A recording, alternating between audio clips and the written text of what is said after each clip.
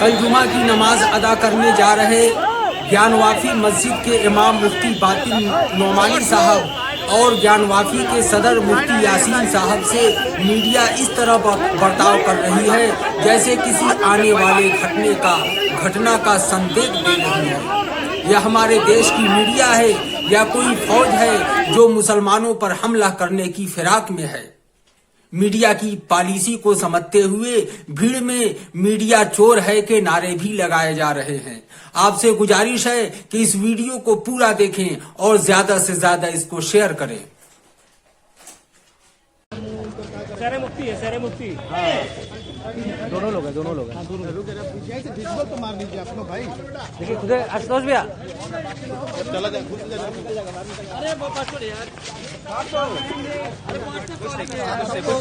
जी आराम से यार, अरे वो बात कर रहे हैं, क्यों आप लोग क्या अल्लाह नहीं ठीक है सर्वे रिपोर्ट आ गई है, क्या कहेंगे? जी आराम से, हाँ आराम से आप अपनी आराम से बात करें। पहली बात तो ये आप आगे बढ़िए, शांत रहो यार। जी बताएं। पहली बात तो ये गणतंत्र दिवस की सबको बधाई है। जी हाँ आराम से आगे बढ़िए। जी बताएं क्या बोल रहे हैं?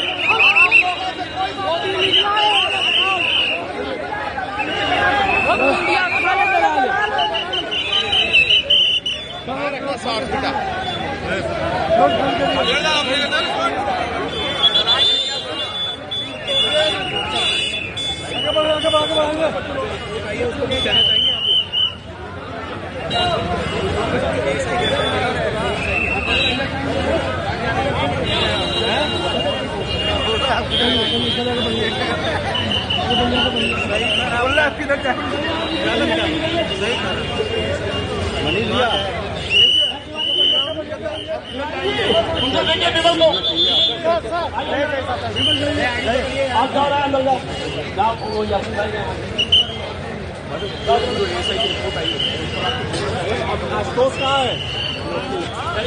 आशुतोष क्या हुआ है?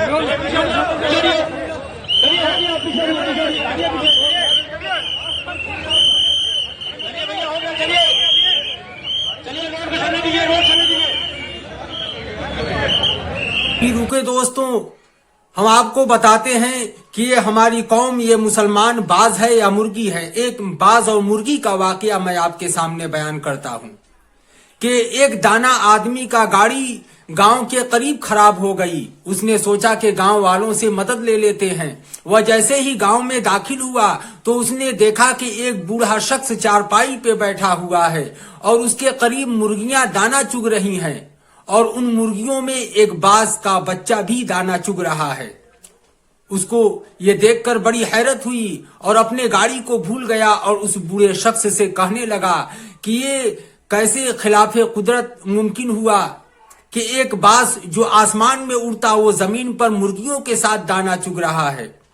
तो उस गांव के रहने वाले बूढ़े शख्स ने बताया कि असल में दरअसल वाकया ये है कि मैं एक दिन पहाड़ी पर गया तो ये बाज का बच्चा पहाड़ पे जख्मी मिला।